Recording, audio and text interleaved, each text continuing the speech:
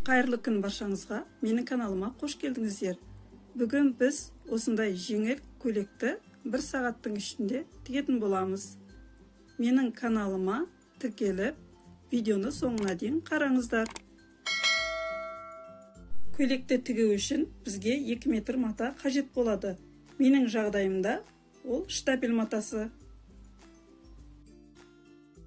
Бірінші кезекте көйлегіміздің алдыңғы артқы бойының орта бөлігін тұрғызатын боламыз. Бізге қажет материалды видеода көрсетілген өлшем бойынша қиып алып, осылай 4-ке бүктеп аламыз. Астыңғы бөлігін осылай 1 сантиметрге артық қылып бүктеміз. Ол жер бізде қиылған жеріміз. Ол қазір бізде алдыңғы бойдың ортасы болады. Көрсетілген өлшемдер бойынша лекаланы тұрғызамыз. Алдымен артқы бойды тұрғызып, соның негізінде алдыңғы бойымыздың өлшемдерін аламыз.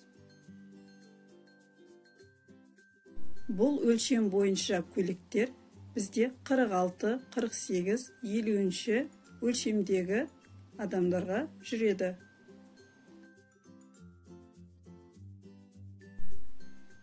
Міне осылай оп-оңай біздің артқы бойымыз дайын. Енді алдыңғы бойымыздың мойын ойындысын тереңдетіп, иығын 2 сантиметрге түсіріп, қиып аламыз.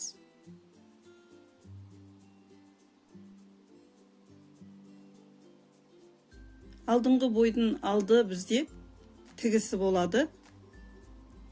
Сол себептен де ол жерін қазір өңдеп аламыз. Осы 15 сантиметр белгіні қойып алып, енді осы жерімізді оверлокпен өңдейміз.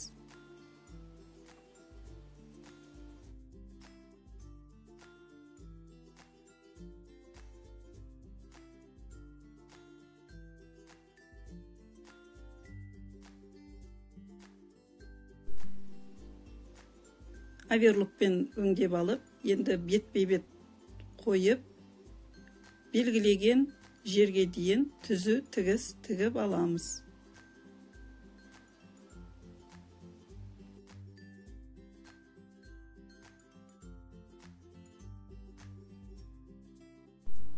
Енді осы жерін 1 сантиметрге бүктеп тігіп шығамыз. Бұл біздің алдыңғы бойдың мойын ойындысының кесіндісі.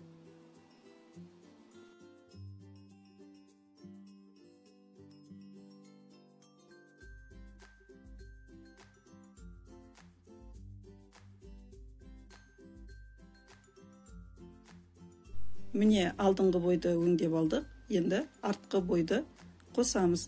Иық тігістерін бір-біріне қосып тігіп аламыз.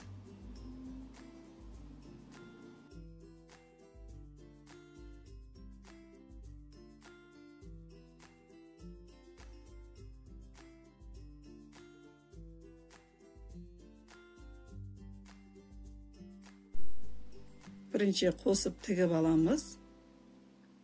Кейін оверлокпен бірден өңдеп аламыз.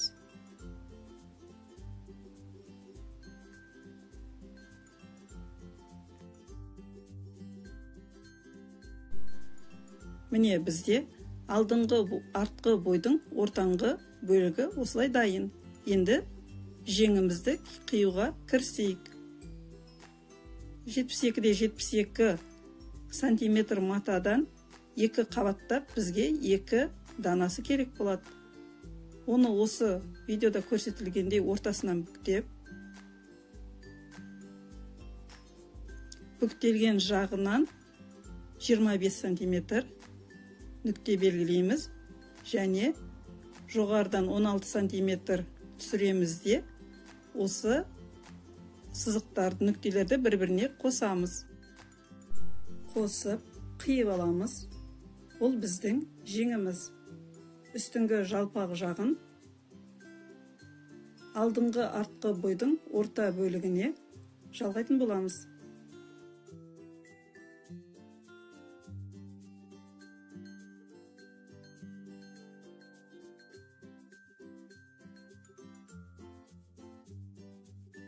осылай қойып, инемен қадап алсаңыздар болады.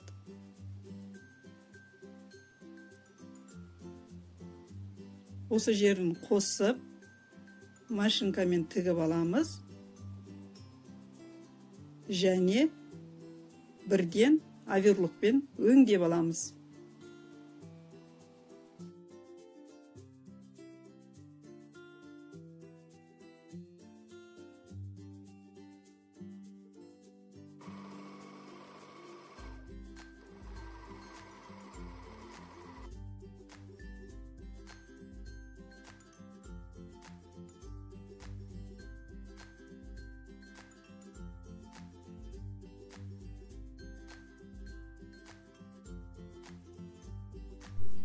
Міне, ортаңғы бойға екі жеңнің қостық. Бұл біздің көйлегіміздің үстіңгі бөлігі.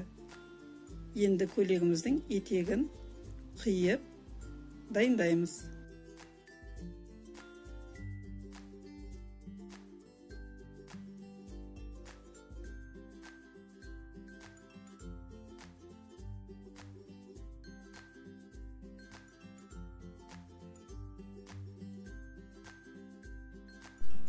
Қажет матамызды алып, екіге бүктеп,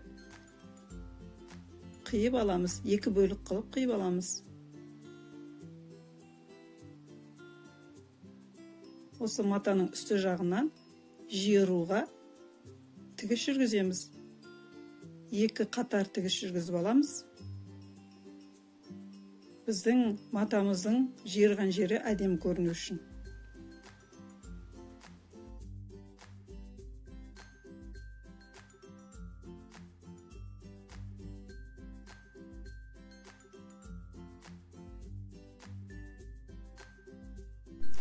Осы тігістерді жібін тартып, етегімізге жиырамыз.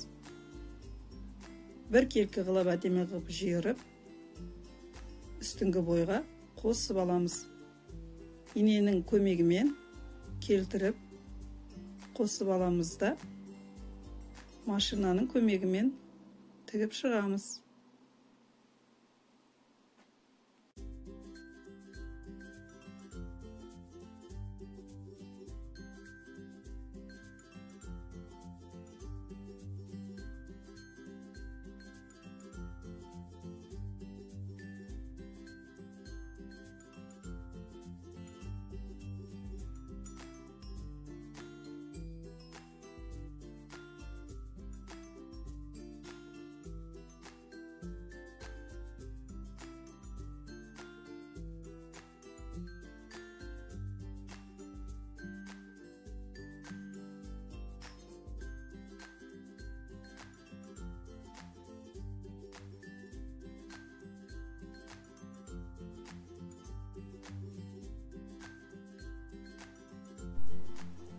Және оверлокпен бірден өңдеп аламыз.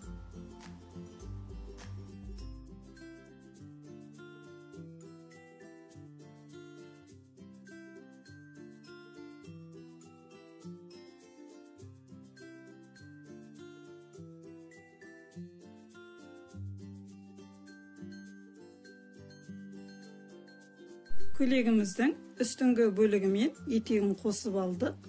Енді жан тігісін қосайық. Ол үшін қолтықтың астын осылай инемен белгілеп аламыз. Кейін көйлектің жеңінің ұшынан бастап етегіне дейін тігіп шығамыз.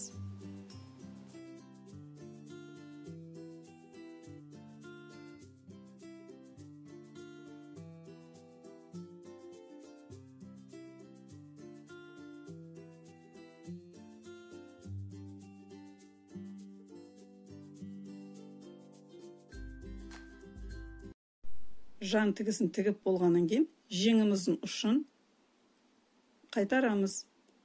Менің жеңімнің ұшы резина болғандықтан маған керек өлшемді 2 жіңішке резинканы қиып алдым.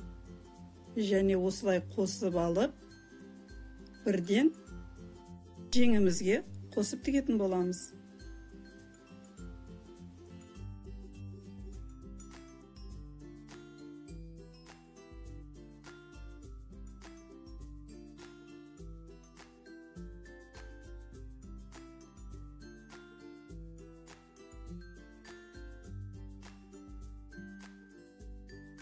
Осы әдіспен де тіксеңіздер болады, немесе жеңнің ұшын екі қайтарып тігіп алып, түйреуіштің көмегімен резинканы өткізсе де болады.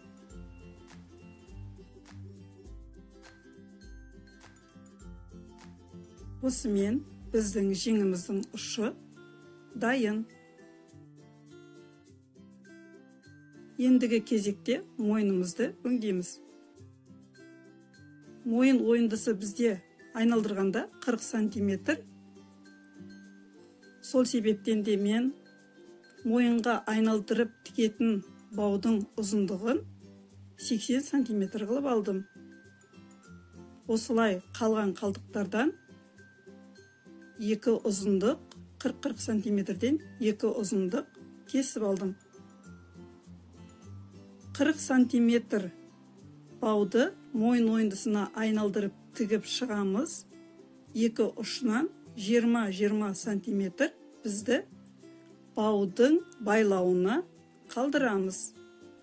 Видеода көрсетілгендей бауымызды қойып, осылай бір қайтара тігіп қосып шығамыз. Ендігі кезекте бауымызды екіде бүктеп, тағы да бір тігіп шығамыз.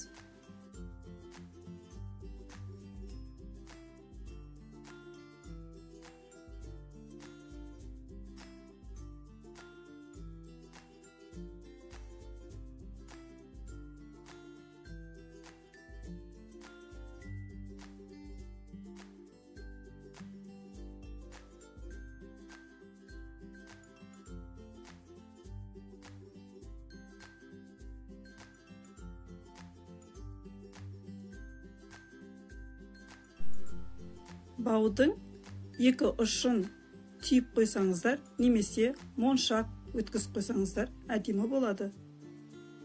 Міне бізде мойын ойындысын баумен осылай дайындап алдық. Енді етегімізді қайтаруына кірісейік. Көйлегіміздің етегін екі бүктеп алып, етегінен жоғары қарай жанынан, жан тігісінен 3 сантиметр қойып, оны түзу сызықпен қосып алып, етегін түзулеп қиып тастаймыз. Және осылай екі қайтара қайтарып, айналдырып тігіп аламыз. Міне біздің көйлегіміз дайын. Дайын бұйымымызды тігістерін үтіктеп аламыз. Бізде осындай бір сағаттың ішінде тігіп алатын көйлек шықты. Видеоны соңына дейін қарап, тіркелгендеріңізге рахмет. Сау болыңыздар.